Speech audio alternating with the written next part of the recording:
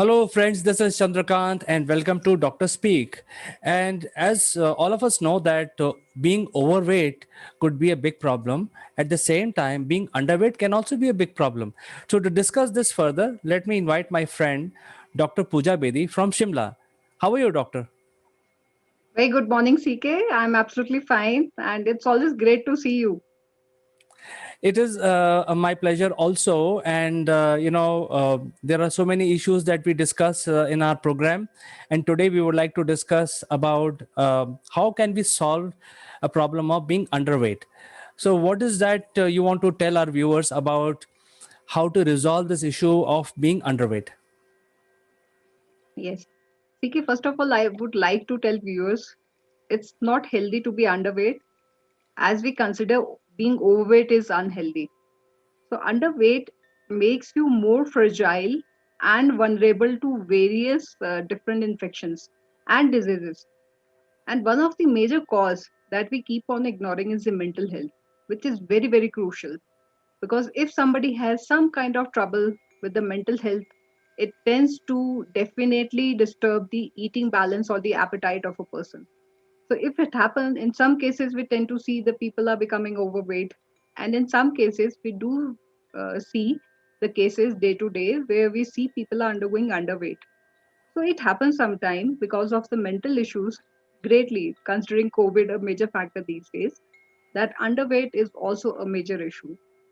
Now there are many factors that how we define underweight, you know. So it's very difficult if somebody has a genetic inheritance of the same. So they will definitely be very lean, thin, and their BMI rate would definitely be, close to 18.5 or maybe a little less than that. So they tend to have some kind of genetic, you can say, leanness, which is in many cases is absolutely fine, because if that particular child or individual is able to carry out their day to day activities and their mental activities also apt for the requirement. But we have to consider certain cases, like in chronic cases. For example, in India, tuberculosis is one of the major reasons which is causing the underweight. So it is very crucial to basically diagnose why it is happening. What is the reason behind it? Is it genetic? Then it is fine. Then we can actually maintain the diet. If genetic factor is there, we cannot increase the weight, but definitely if some other nutritional issues are there, we can definitely cater for that. But if some chronic illnesses, for example, cancer, in many cases, it is very, very prevalent, unfortunately. But like some cases in tuberculosis, where many people tend to, you know, uh, lose their weight. So in those cases, a well-guided diet chart and the medication can actually help a lot. And I've seen it myself, where a person had come to me with the abdominal tuberculosis, bubble tuberculosis, and this particular child was 12 years old, and uh, she improved dramatically after the medication of 6 months with a very, detailed diet chart that we had planned for her. So it's so highly recommended that chronic disorders are to be ruled out. Uh, if somebody has a physical activity to a greater extent, they tend not to gain weight, which is absolutely fine if the dietary intake is fine. And if they are doing athletic activity, we should not much be concerned. But these are the reasons that why the underweight situation comes. Now, what happens when it happens? So, if there is sudden weight loss, like in tuberculosis cases, or anything to do with the intestinal disorders, so we tend to see that people tend to lose weight. But then what happens, so you'll see these particular kind of population, let's say kids, or maybe a little elder age group, they tend to have a fragile bone, so they are more prone or vulnerable to fractures. So this is the one of the things that can indicate that we have to cater for the weight issue in these cases. You'll see they tend to fall sick very easily, the hair loss is very prevalent. So, and there are many other factors, but just to mention few which are very much prevalent. So one can see if the weight is very much less for the age, height, and many other factors. And along with these symptoms that are and the signs that I have mentioned. So they definitely need to cater for the underweight for sure. Well, being lower in weight is not a bad thing actually, and now people are so aware that they keep watching their BMI.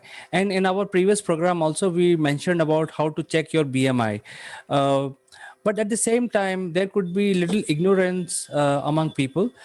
Do you have a advice when they should feel worrisome about weight loss?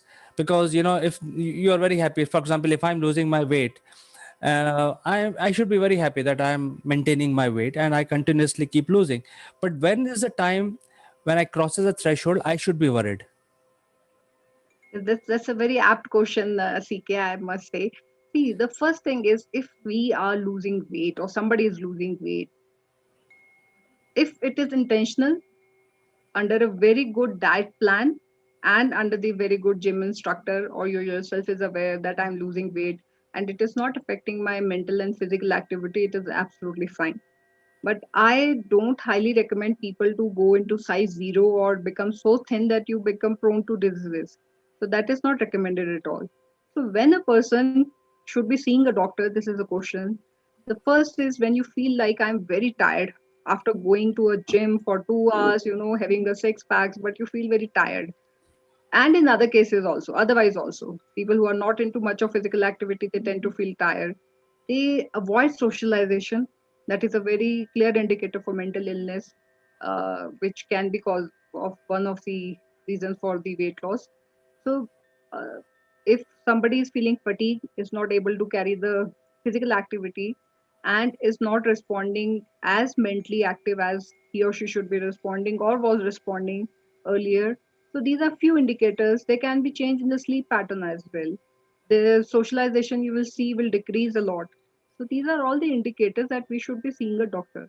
And if I have to just raise a very common indicator is the hair loss, to be very frank. So people who are actually undergoing this issue of hair loss and their weight loss is also there along with it, or they're on a thinner side, they must see a doctor or a good dietitian. Great, doctor. In fact, there is also a big confusion being among the people, by and large, at least 50 to 60% people that they sort of correlate weight loss with being anemic. Is there any relationship between weight loss and being anemic? Yes, it is there. But see, if, as I mentioned, if somebody is genetically having this process of leanness or thinness, it is absolutely fine. So they are, I suppose, not anemic for sure. But if somebody is abruptly losing weight, so they obviously tend to undergo anemia as well, and the other sign and symptoms as well. So yes, anemia is definitely related to weight loss, but not in all the cases. We have to separate the cases from the genetic ones and the ones who are losing the weight because of any chronic illness. As I mentioned in tuberculosis as well, people tend to lose weight. And in mental cases where people are taking less of the diet in some cases, so obviously they will become anemic as well. So yes, it is related, but you have to cater for different set of population in a different manner. And in some cases, weight loss may not be related to anemia at all. So, having identified that some individual is losing weight, are there any natural therapies available if somebody is not comfortable going to a doctor but they want to be at home, and especially now in COVID time, is there something they can do at home to improve their situation?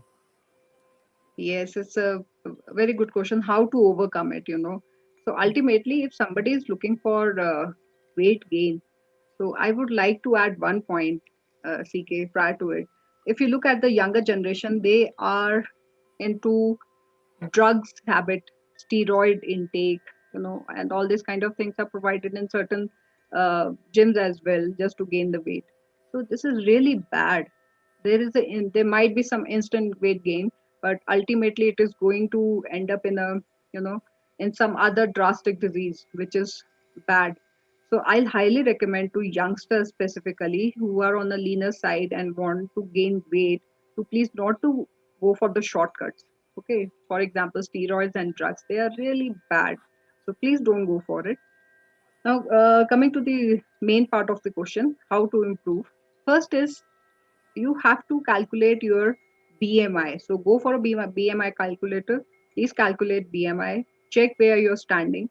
If it is on a very thinner side, then yes, diet portion is to be maintained in a very smart manner. One is required to undergo frequent diets. I'm not saying have a fleshed meal every 5 times. No, it is not recommended. But have a frequent small portions of meal, which are rich in carbs as well as in protein. So the muscle mass is also increasing gradually. So diet is definitely one of the factors. And one of the easy way is to actually, and very hygienic, just to have bananas with a glass of milk. It helps a lot. And I, as always recommend to have a fistful of nuts. So in weight loss cases, they can have more of almonds with a glass of milk. It really helps, you know. And with diet, specifically during the COVID time where we are more into sitting, style. So I'll not recommend to go for fried food, you know, or fat is not bad for lean person, but if the intake is too much, they will definitely end up in some trouble. So go for a diet which is balanced diet and has to be a nutritional diet. So it can help any individual to gain little bit of weight, but do counter the other parameters that, like I already mentioned, are you able to cope up with the activities? Then it is perfectly fine. Go with the same diet for some time. And third is very important thing is, in case it is happening after all the efforts, one is not able to gain the weight, please consult a good dietitian so that your all the previous parameters or the medical parameters can be checked, and accordingly a diet plan or maybe some medication which can do cater for the chronic disorders, and people tend to gain weight after that. Well, doctor, there are so many different friends I have, and both men and women, and some of them are very thin and slim. And when we meet and socialize, we always say, "Hey, you are so slim and you don't need anything." But there could be an instance where some of these individuals may be underweight, uh, and they actually maintain their diet.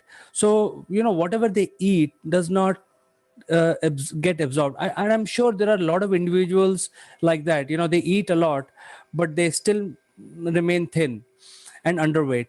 Is there a solution for those kind of people? See, their metabolism rate is pretty good.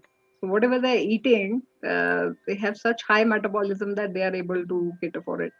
But unless and until, as I recommended, if somebody is not having any physical or mental parameters coming up, it is absolutely fine to go with the same diet. And if they are on the leaner side, I don't recommend people at the age of 50 to try to look at what they were looking at the age of 16. It cannot happen. Even if it happens, then your bones are gone or the muscle is gone completely. So it all depends on the person's capability, how they're catering for it. But yes, in case somebody is underweight and still is not having any indicators, it is fine. But if they are having indicators, then they should definitely consult a good dietitian. But I think it can be resolved on their own. It's not a very major issue which cannot be resolved on their own. All you have to do is to please check for your BMI. Where are you standing exactly? Try to monitor the diet. Have a good protein and carb rich diet. And thirdly, don't forget not to do the physical activity. Some people are required to do physical activity in order to gain weight as well. So I highly recommend to go for a very simple, mild physical activity, monitor it nicely, have plenty of fluids. Milkshake in the morning of, consisting of fruit can really help out people to gain weight. So these are the parameters, but one has to be very conscious about not losing much of the weight. If talking specifically about the females, they tend to have fertility issues if they are underweight. So this is why we recommend whosoever is coming for fertility issues, they are on a very thinner side to get the parameters checked. So it can be one of the reasons for the major changes as well. So it is required and it can be catered on their own. In case it happens, the individual is not able to cater this particular thing on their own, then I would highly recommend to consult a dietitian because they are the perfect people to guide you how to maintain the weight. And considering the COVID time, it's not required to go to a dietitian. You can always have an online consultation as well. Yes, doctor. In fact, I have come to my last question, and it is related to the diet itself. See, what happens is there is limited food you can eat. Suppose you're having lunch. There is limited quantity anyone can eat. You can't keep stuffing yourself in. So, is there any other method of consuming your food? For example, somebody says that, hey, don't eat a very heavy lunch, dinner, or breakfast, but keep having something every 2 hours, keep nibbling something. There could be other methods. So what is the best method in your opinion to gain weight? Yes, that's a very good question. See, I've just noted down your question, and the viewers can see I made a graph also. This is the graph we show to the people who are having the malaria fever. So there's a peak of hunger, or the peak of fever in malaria case, and then it just steeps down. So the same thing is there. But if you're feeling peak of hunger, please have your small meal. Don't have a very fulfilling meal. Please have a little small portion of the regular diet you are having, and then do some physical activity. So it will bring down you again to a stage where you are digesting it. Again, the hunger will go up. So it has to be definitely in proportion with the physical activity as well as the diet portion. Don't fool yourself every time with the regular meal. Have a smaller portion of the regular meal, and you will develop this reflex after say a couple of weeks, that people don't feel like actually having a fulfilled meal, so they'll definitely go for a shorter portion of meals at short intervals. So that's one of the way how you can maintain your hunger chart or the appetite chart. It is such a valuable advice, Dr. Pooja, you have given us, and I'm sure a lot of people who are watching this program would benefit from these advices, especially when they are underweight. And we will do another program of being overweight, but not today. Today, I think I'd like to say goodbye for you, and thank you so much for coming to our show and talking to our viewers.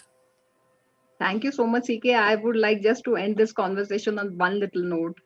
A special message for the youngsters: please don't go for the shortcuts in order to gain weight, to have six packs or a very nice body. It is not required. It is very important to have a healthy body. Just look at Akshay Kumar. He doesn't have six packs, you know. So you are not required to have six packs every time, where people are really getting into mental illnesses also. So please don't go for drugs. It's very unfortunate when you witness such cases in your own clinic. So it's very unfortunate thing. So please don't go for shortcuts. Don't take drugs. Don't take steroids. Go for a gradual method of weight gain with the diet. It is highly recommended with a good complement mix of the exercise or the physical activity. Stay healthy, and thank you so much, CK. Thank you, Dr. Pooja. Have a nice week ahead. We will catch up again next week. Bye bye. Thank you. Thank you. Bye bye.